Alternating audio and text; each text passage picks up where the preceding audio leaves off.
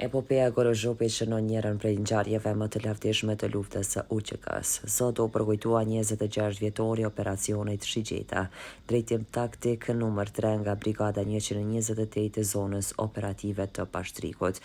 Këtë vit kjo datë përkujtohet me organizim në patronatin e kryetarit të komunës së Prizrenit, Shaqir Totaj.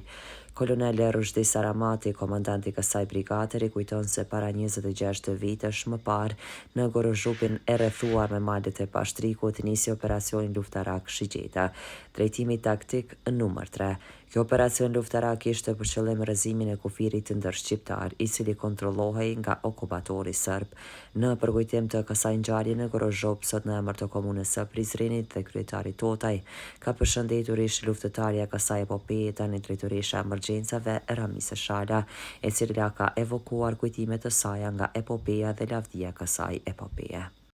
Ish komandanti i zonës operative Sadik Halit Jaha ka evokuar disa nga pjesët e kësaj epopeje dhe luftës së UÇK-s, atë botë ishte koha e lirisë. Në këtë epopej ishte dhe zëvendës komandanti i operacionit Shigjeta në Xhmetin Kasrati dhe shumë luftëtarë të këtij operacioni.